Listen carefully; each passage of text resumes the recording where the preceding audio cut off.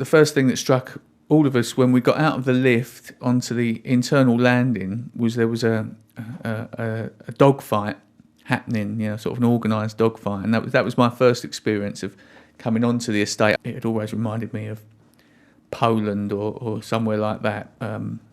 The kind of image that we had of Poland in the 80s, sort of behind the Iron Curtain kind of feel.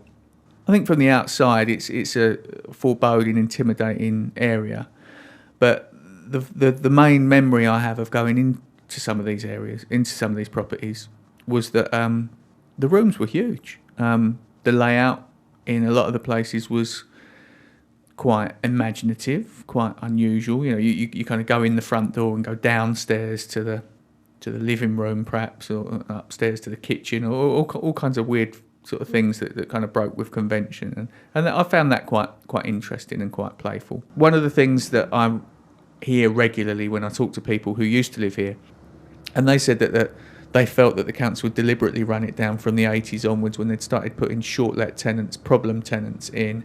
That's when all the sort of drug dealing and prostitution, that they'd felt that the decline had kind of set in around about then, and most of them sort of were clinging on to some sort of hope, and then found out that there was this land grab and the place had been snapped up and was going to be pulled down. The age of being a council tenant, having any kind of security. So I realised when I witnessed what happened on the Haygate estate, I realised that I was clinging on to a dream from a bygone era, and the world or this town, it just isn't like that anymore, and it's not going to go back to it anytime soon. My friend lives in that block, but she got moved out because they're knocking it down. So she has a decision with her family to come back and move into the 2 bedrooms, or they can move away, like Liverpool, Manchester, they have to move out. Her family's quite big, so I don't know if they're going to squeeze into a 2 bedroom, which is really bad because I won't see her again. But you got to do what you got to do. I think the community and Aylesbury Estate, they will grow stronger, and they will unite as one, instead of thousands of people going into their houses every day not saying hello.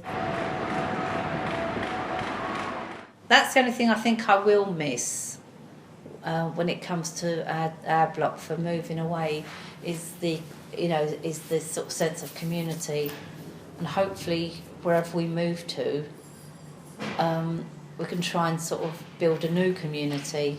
I love the area, but because I've lived in it all my life.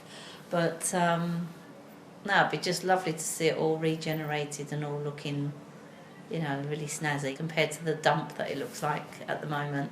We'll be guaranteed to have a 2 bedroom, so we won't have to move out of a 3 bedroom straight into a 1. We will get a 2. The council won't have in it, but the residents fighting to have it, and we got it.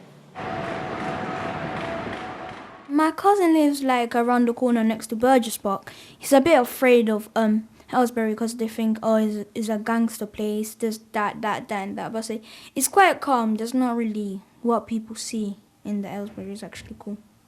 Then this day I just came back from school, and it looks like another complete area. And this is me. Is this my house? Is this Aylesbury?